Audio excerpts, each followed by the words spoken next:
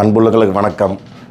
இப்போ சமீபத்தில் பார்த்திங்கன்னா, இப்போ நம்ம டிஎம்எஃப் வந்து நிறையா பேர் வந்து சில பல விபத்துக்கள் நடந்த உடனே டிஎம்எஃப் அப்போவே வந்து எனக்கு இன்ஸ்டாகிராமில் அனுப்பிச்சு, அண்ணா இதை பற்றி பேசுங்கண்ணா அப்படி சொல்லியிருந்தாங்க. இப்போ ரீசெண்டாக வந்து சேலம் தாண்டி தொப்பூருக்கு முன்னாடிங்க, அந்த ஊர் பேர் தீவெட்டிப்பட்டி அப்படிங்கிற ஊருங்க. அங்கேருந்து 2 கிலோமீட்டர் 3 கிலோமீட்டர் தொப்பூருக்கு அந்த இடத்துல வந்து ஒரு விபத்து நடந்திருந்ததுங்க. இது வந்து பெருசாக எந்த நியூஸ்லேயுமோ எந்த மீடியாலேயுமோ இதை பற்றி பெருசாக வரல. அப்போ வந்து நம்ம டிஎம்எஃப் ஒருத்தர் வந்து இந்த விலாக்ஸ் பார்க்குறனால வந்து அவர் வந்து ஒரு இந்த லாரியில் வந்து இப்போ நம்ம ஊர் தமிழ்நாட்டிலேருந்து இப்போ நார்த்துக்கு வந்து இந்த மாதிரி லோடு எடுத்துகிட்டு போகிறதுங்க. அப்புறம் அந்த லோடுக்கு என்ன செலவாகுது, அது வந்து லாரி பற்றி ஒருத்தர் பேசிகிட்டு இருக்கிறார். அந்த வீடியோ வந்து எனக்கு அனுப்பிச்சுட்டார். ஆனால் இதை பற்றி கொஞ்சம் நீங்கள் பேசுங்கண்ணா அப்படின்னு சொல்லி. அப்புறம் நானும் போய் அந்த வீடியோவை பார்த்தேன். அவர் மேலே சூப்பராக பண்ணிகிட்ருக்கிறாருங்க. நம்ம இந்த காரில் லடாக் போனோம் பாருங்க, அந்த மாதிரி வந்து அவர் லாரியிலேயே இங்கேருந்து மகாராஷ்டிரா போகிறதுங்க, அப்புறம் ஜம்மு காஷ்மீரில் ஆப்பிள் ஏற்றிட்டு வர்றது, ஆப்பிள் லோடு, அந்த மாதிரி சிவகாசி லோடு, பட்டாசு லோடு, இந்த மாதிரி வந்து ஏற்றிட்டு போகிறது, அப்புறம் எந்தெந்த ஊரை கிராஸ் பண்ணி போகிறாரு அப்படிங்கிற அந்த லாரி விலாக் வந்து பண்ணிகிட்டு இருக்கிறார். சூப்பராக தமிழில் தானுங்க, அருமையாக பண்ணிகிட்டு இருந்தார். நான் அவரோட வீடியோஸ் நிறைய பார்த்தேன்.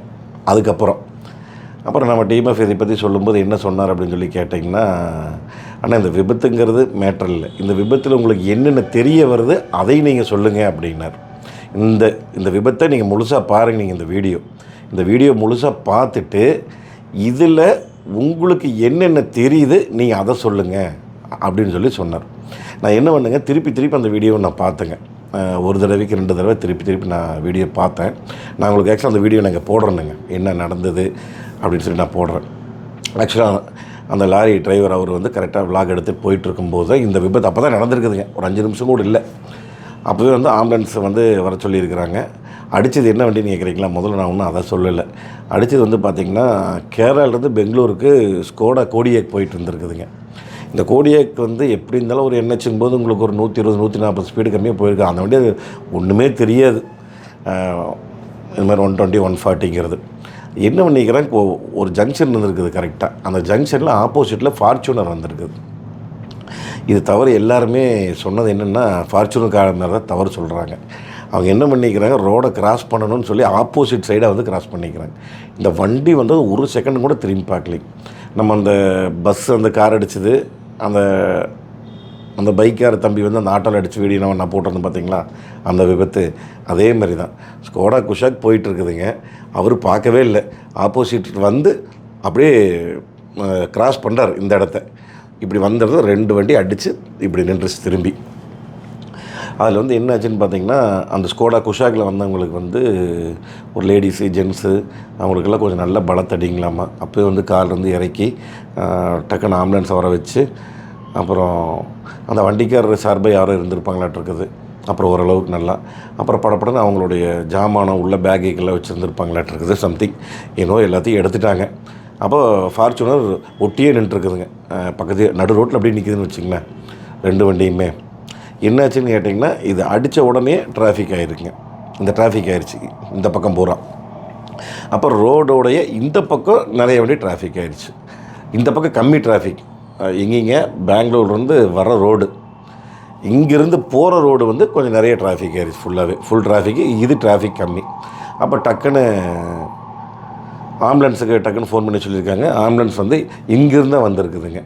பெங்களூர் ரோட்டு வர ரோட்டு தான் வந்திருக்குது. இங்கேருந்து வந்து இப்போ டக்குன்னு ஆம்புலன்ஸ் அவங்களாம் எடுத்துகிட்டு உடனே போயிட்டாங்க. இந்த லாரி டிரைவர் வந்து நடக்கிறபடி லைவாக எடுத்துகிட்டு இருக்கிறார். இப்போ நீங்கள் இந்த வீடியோ பார்த்துட்ருக்குறீங்கல்ல, இது வந்து அவர் எடுத்த வீடியோ.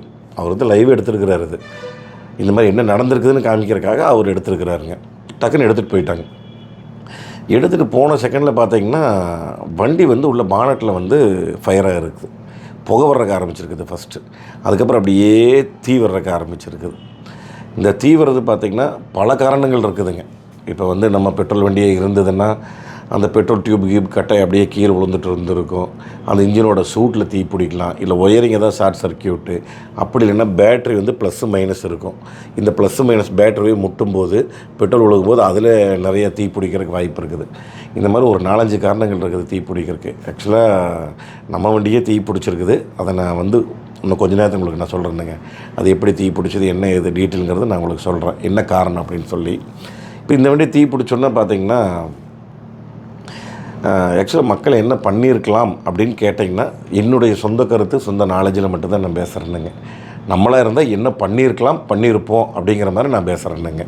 ஏன்னா ஒவ்வொருத்தருக்கு வந்து அந்த விபத்து நடக்கும்போது ஒவ்வொரு மைண்ட் செட்டு ஒவ்வொரு மாதிரி இருக்கும். சில பேர் டென்ஷன் ஆகிருப்பாங்க, அப்புறம் சில பேர் வேடிக்கை பார்க்குறவங்க ஐயோ கிட்ட போக வேண்டாம் வெடிச்சிருமோ தீ பிடிக்குதோ அப்படிங்கிற மாதிரி நினைப்பாங்க. கண்டிப்பாக நினைப்பாங்க 100க்கு 100. ஏன்னா எனக்கு நடந்த ஒரு உண்மை சம்பவம் இருக்குதுங்க, அதை நான் இப்போ சொல்லிடுறேங்க.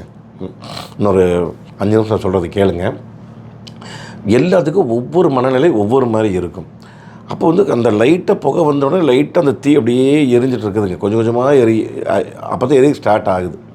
பட் ஆனால் யாராவது நினச்சிருந்தா இம்மிடியேட்டாக மண்ணள்ளி போட்டோ தண்ணி இருக்கிற பக்கெட் டிக்கெட்டு தண்ணி எல்லாம் இருக்கிறவங்களாம் கொண்டு வந்து ஊற்றிருந்தாங்களோ அணைக்கிறதுக்கு வாய்ப்பு இருக்குதுங்க. ஒரு 90% வாய்ப்பு இருக்குதுன்னு வச்சுக்கங்களேன். ஏன்னா அது வந்து ஸ்லோவாக தான் ஸ்டார்ட் ஆகிருக்குது, அந்த தீ வந்து ஸ்லோவாக தான் ஸ்டார்ட் ஆகிருக்குது.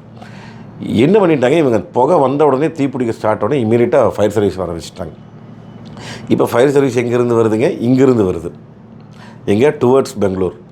இந்த இடத்துலேருந்து வரும்போது எத்தனை டிராஃபிக் இங்கே நிற்கிதுங்க, இது ஒன்று டிராஃபிக்கு.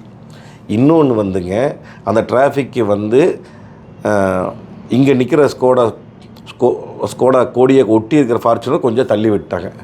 ஏன்னா தள்ளி விட்டாங்கன்னா அவங்க வந்து ஒரு வண்டி போகிறக்கு விட்டுறலாம், டுவர்ட்ஸ் பெங்களூர் போகிற ரோடுக்கு விட்டுறலாம். அப்படி இல்லாட்டி கூட இந்த பக்கம் ரோடு டிராஃபிக் ஆனங்காட்டி நம்ம ரைட் சைடு கூட விட்டுருந்துருக்கலாம். அப்போவே ஏதாவது நம்ம வழி பண்ணி விட்டுருக்கணும். இப்போ என்னென்னா இவங்க ஃபோன் பண்ண உடனேயே அந்த ஃபயர் சர்வீஸ் லாரி கிளம்பி கரெக்டாக வருது. அந்த ஃபுல் டிராஃபிக்கில் வண்டி மாட்டிக்குது. அப்போ தீ பிடிச்சி 25%க்கு மேலே எரிஞ்சாச்சு. இந்த டிராஃபிக்கில் மாட்டி இந்த லாரி இந்த இடத்துல வர்றதுக்கு 10-15 நிமிஷத்துக்கு மேலே இருக்குது. இந்த 15 நிமிஷத்தில் பார்த்திங்கன்னா 75% தீ பிடிச்சாச்சு. 25% தான் மிச்சம் இருக்குது. ஃப்ரண்டேஜ் பூரா எரிஞ்சு பின்னாடி வந்துருச்சுங்க, பேக் டயர் வரைக்கும் வந்துருச்சு. நீங்களும் இந்த வீடியோவில் பார்த்துட்டு இருப்பீங்க ஃபுல்லாக. நீங்கள் பார்க்க உங்களுக்கு தெரிஞ்சிருக்கும் எந்த அளவுக்கு தீ அப்படியே கொழுந்து விட்டு எரியுது, அப்படியே தீ முழங்குது பாருங்க. அந்த அளவுக்கு வந்து அது கரெக்டாக பெட்ரோல் வண்டியே போச்சுங்க. அப்புறம் உள்ளுக்குள்ளே பூரா எல்லாம் லெதர் எல்லாம் வெடிக்குது பாருங்க. அப்படியே அதை வெடிக்கிறதா சத்தம் கேட்கும், டப்புன்னு. அந்த அளவுக்கு வந்து தீ நல்லா கொழுந்து விட்டு எரியுதுங்க. இவங்க என்னென்னா கரெக்டாக வர்றாங்க. இந்த வேடிக்கை பார்க்க வந்த வண்டிகள் இருக்குது பாருங்க நிறையா, அதில் எக்கச்சக்கமான அவர் ஆட்டோக்காரர் பாருங்க, வேடிக்கை பார்க்க வந்தவர். அவர் வந்து நின்று வண்டி வேடிக்கை பார்த்துட்டு இருக்கிறார் ரோட்டில் ஆட்டோவை எடுத்து. எல்லோரும் எடுங்கன்னு சத்தம் போட்டதுக்கப்புறம் தான் அந்த ஆட்டோவை எடுப்பார். அப்புறம் ஒரு சில 2 வீலர்கள் இவங்கெல்லாம் வந்து இந்த வண்டி எப்படி தீ பிடிக்குன்னு வேடிக்கை பார்க்க வந்து நின்றவங்க பல பேர் நின்றுருக்காங்க. வேடிக்கை பார்க்குறவங்க அவங்களாம் அந்த ஆம்புலன்ஸ் இல்லைங்க, ஃபயர் சர்வீஸ் ஃபுல் சவுண்டுங்க. நல்லா ஹார்ன் அடிச்சுட்டு அவங்க அடுக்கிறவங்க ஒதுங்கவே மாட்டேங்கிறாங்க யாருமே. எப்படி அடித்து பிடிச்சி அவங்க 15 நிமிஷத்தில் வர்றக்குள்ளே 70% முடிஞ்சுது. ஆனால் எக்ஸாக்டாக அந்த ஆம்புலன்ஸ் வந்த டைமுக்கு வந்திருந்தால் 25% நிறுத்தியிருக்கலாம், ஃப்ரண்ட் டேஷ்போர்டோடு நிறுத்தியிருக்கலாம். தீயை சீட்டு முடிஞ்சு பேக் சீட் வரைக்கும் போயிருக்கிறதுக்கு வாய்ப்பே இல்லைங்க. அதுக்கப்புறம் என்ன நடந்த விஷயம்னு சொல்லி நீங்கள் அந்த நம்ம வண்டிக்கு என்ன நடந்தது, நான் இந்தமாதிரி இட்டியோஸ் லிவோ ஒன்று வாங்கியிருந்தேனுங்க 2013 13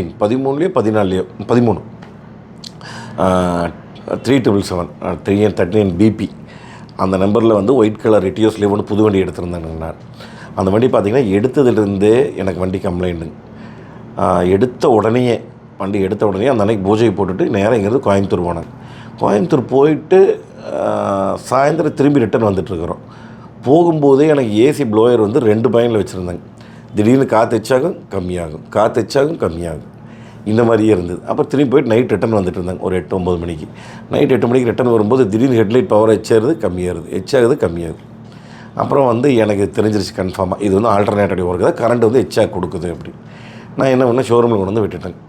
கிட்டத்தட்ட 1 வாரம் வச்சுருந்தாங்க டொயோட்டாவில். இல்லவே இல்லைங்க, ஆல்டர்னேட்டர் நாங்கள் ஓட்டி பார்த்தா நல்லா இருக்குது, எச்சாகல கம்மியாகலைன்னு. அதுக்கப்புறம் திருப்பி எடுத்துகிட்டு வந்து நான் ஓட்டினேன். ஒரு 3-4 மாதம் வரைக்கும் எந்த பிரச்சனையும் இல்லைங்க. அதுக்கப்புறம் ஓடிட்டு இருந்தது. அப்போ சென்னை வந்து ஒரு ஷூட் நடந்துகிட்ருக்குதுங்க, பாயம்புலின்னு ஒரு படம், விஷால் அவருடைய படம் நடந்துகிட்ருக்குது. அது வந்து ஒரு சாங் எடுக்கிறாங்க நைட்டு பெனிமில்ல. அது என்ன சாங்கு, நான் சூடான மோகினின்னு நினைக்கிறேன். அந்த சாங் எடுத்துகிட்ருக்குறாங்க. அப்போ அந்த சாங்கில் வந்து நைட்டு மேனேஜரை வந்து கொண்டு விட நம்ம டிரைவர் எடுத்துகிட்டு போகிறாப்பிள்ளைங்க. டிரைவர் எடுத்துகிட்டு போய் மேனேஜரை ஆஃபீஸில் விட்டுட்டு திரும்பி வர்றாப்பிள்ளைங்க. கரெக்டாக திரும்பி உள்ளே வருதுங்க வண்டி. வந்த உடனே உள்ளுக்குள்ளே புகை வந்துருக்குது. ஹார்னோ அப்படியே கத்துறக்க ஆரம்பிச்சிருச்சுங்க. ஹார்னு தன்னை போல் ஹார்னு ஆஃப் பண்ணுறாப்புல ஒன்று பண்ண அப்படியே புகை வந்துருச்சுங்க முன்னாடி பானட் வழியாக. டக்குன்னு வந்த உடனே எனக்கு ஃபோன் பண்ணுறாப்பிங்க, அண்ணா பானட் வந்து புகை வந்துருச்சுன்னு அப்படின்னு. அந்த ஷூட்டிங் ஸ்பாட் இருக்கிறவங்க ஒரு 10-15 பேர் வண்டிக்கிட்ட வந்துட்டாங்க. வந்துட்டு யாருமே வண்டிக்கிட்ட போக மாட்டேங்கிறாங்க, பயம். புகை நல்லா குப்பு குப்பு குப்பு குப்புன்னு வருதுங்க புகை. நல்ல புகை வந்த உடனே அடுத்த செகண்டில் ஃபயர் ஆயிடுச்சு, தீ பிடிச்சிருச்சுங்க. இட்டியோஸ் லிவா டீசல் தீ பிடிச்சிருச்சுங்க. தீ பிடிச்சி எரிஞ்சிட்டு இருக்கும்போது கடை ஓடி வந்து நான் வந்துட்டேங்க. நான் வந்த உடனே பார்த்தோன்னே யாருமே கிட்ட போக மாட்டேங்கிறாங்க. ஆனால் கையிலெல்லாம் பக்கெட்டில் தண்ணி வச்சு மேலே ஊற்றிருக்காங்க, பானட்டு மேலே மண் வச்சுருந்துங்க, மண் அள்ளி மேலே வீசியிருக்கிறாங்க. ஏன்னா வண்டி பானட்டுக்கு உள்ளே தான் தீ பிடிச்சி எரிஞ்சிட்டு இருக்குது. இவங்க உள்ளே ஊற்றிருக்கிறாங்க, எப்படி தண்ணி எண்ணி போகுமா அப்படின்னு சொல்லி யாருமே பானட் நீக்கலை. அப்போ முதல் நம்மளுது. சரி, நான் என்ன பண்ணுங்க, டக்குன்னு நான் போய் என்ன நடந்தாலும் பரவாயில்லன்னு சொல்லி டபால் நான் போய் டிரைவர் சைட் நீக்கி பானட் ஓப்பன் பண்ணி நம்ம போய் கை வைக்கிற பானட் நல்லா கொதிக்குது. அந்த பானட் சூடு கூட எனக்கு தெரில, படான்னு கையை உள்ளிட்டு எப்படி இது பண்ணி டபால் பானட்டை தூக்கி எடுத்து கம்பி மாட்டிட்டேன். கம்பி மாட்டுறதுக்குள்ளே இங்கே கிட்டத்தட்ட பேட்ரி, ஏபிஎஸ் ஒயரு அப்படியே படப்பட அப்படியே எல்லாம் தீ பிடிச்சிருச்சு. கரெக்டாக கண்ணாடி வரைக்கும் வந்துருச்சுங்க, எல்லா ஒயரும் எரிஞ்சிருச்சு. அப்போவே நான் பானட் ஓப்பன் பண்ண படப்பட 4 பேர் பக்கெட்டில் தண்ணி வச்சுருந்தாங்க, கொண்டு வந்து ஊற்றுனாங்க, மண்ணை போட்டாங்க, எல்லாம் அவிச்சிட்டாங்க. அப்படி மேக்ஸிமம் கிட்டத்தட்ட ஒரு டோட்டலாக உள்ள எல்லாமே போயிடுச்சுங்க. அப்புறம் இன்சூரன்ஸ் கிளைம் இருந்தது. அப்புறம் அதுக்கு போய் பஞ்சாயத்து பண்ணி பேசி கீசி அந்த கதையெல்லாம் கேட்குறீங்க. அதெல்லாம் பெரிய கதை. நம்மளுக்கு தனி வீடியோ பண்ணணும் அப்படின்னா.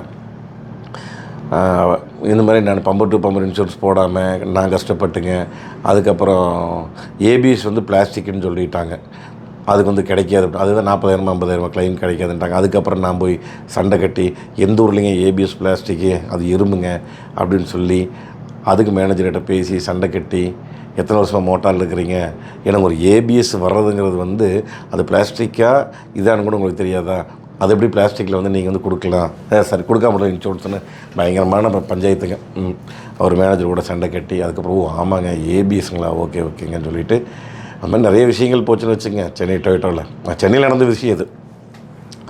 இந்த விஷயத்தில் என்ன சொல்ல வர்றேன் அப்படின்னு சொல்லி பார்த்தீங்கன்னா, மேக்ஸிமம் ஒரு வண்டி வந்து தீ பிடிக்குது அப்படின்னா நீங்கள் யாரோ ஒருத்தர் பக்கத்தில் இருக்கிறவங்க முடிஞ்சால் ஒரு ஹெல்ப், ஒரு பக்கெட்டில் தண்ணி 2-3 பக்கெட் தண்ணி எடுத்து ஃபயர் ஆகுது புகை வருது அப்படின்னா தயவு செஞ்சு ஊற்றிடுங்க. மேலே மண் போடலாம், தப்பு இல்லை, ஃபயரும் ஊற்றிடுங்க, சரி தண்ணி ஊற்றிடுங்க ஃபயர் வருது அப்படின்னு தெரிஞ்சதுன்னா. அப்புறம் மேக்ஸிமம் இன்னொரு விஷயம் நான் என்ன சொல்ல வரேன்னு பார்த்தீங்கன்னா, முடிஞ்ச வரைக்கும் கூடுமான வரைக்கும் இந்த ஃபயர் எக்ஸ்டிங்யூஷர் மேக்ஸிமம் எவ்வளோ வரப்போகுதுங்க, இந்த அமேசானில் போட்டிங்கன்னா ஒரு 500-600 வரப்போகுது. எல்லாத்து வண்டியிலையும் வாங்கி ஒன்றா லெஃப்ட் சைடு கண்ணாடி கட்டியோ எங்கே டிக்கியில் இடம் இருக்குதுங்களா இப்படி ஸ்க்ரூ பண்ணி மாட்டி விட்டுக்கலாம், இல்லை சீட்டு கட்டியில் வச்சுக்கோங்க.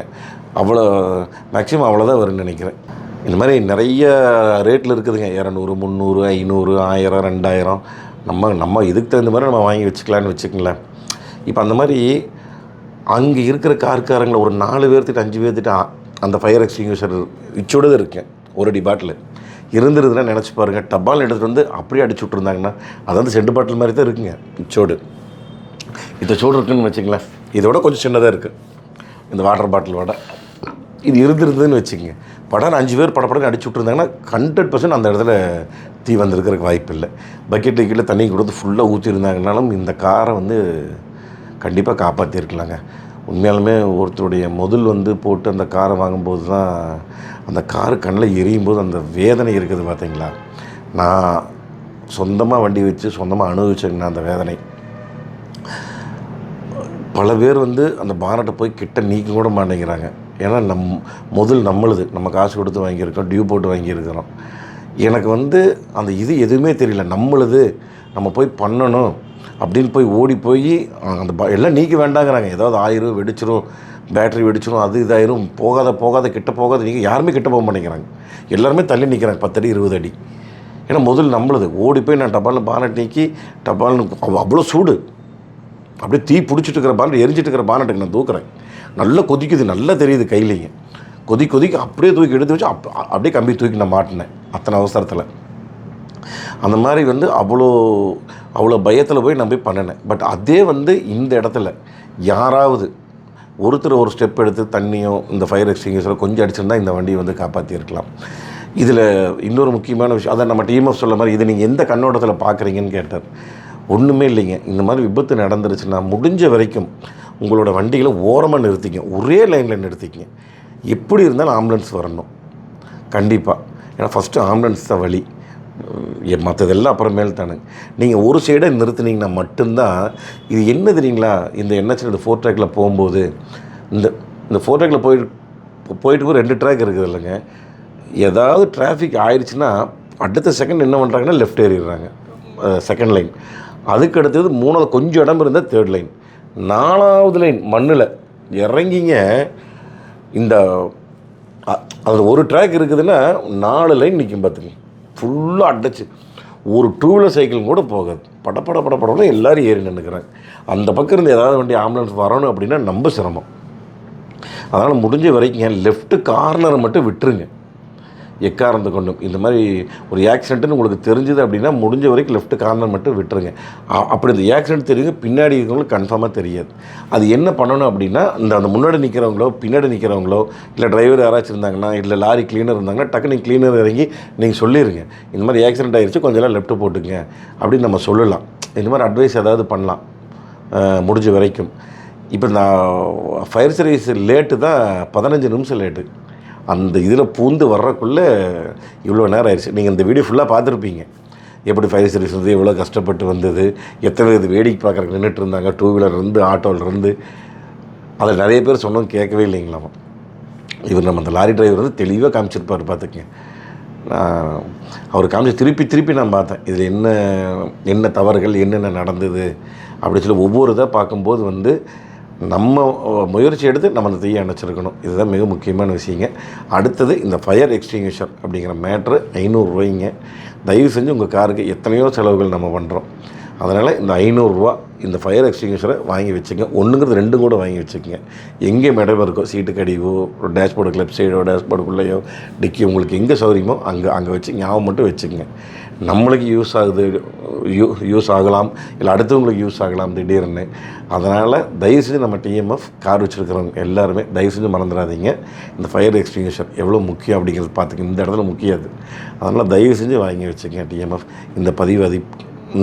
இந்த வீடியோ அதுக்கு தான் மெயினாக. மேக்ஸிமம் நம்ம டிஎம்எஃப் கேட்குறது எந்த விபத்து நடந்தாலும் ஒரு விழிப்புணர்வுக்காக நீங்கள் பண்ணுங்கன்னு சொல்கிறீங்க.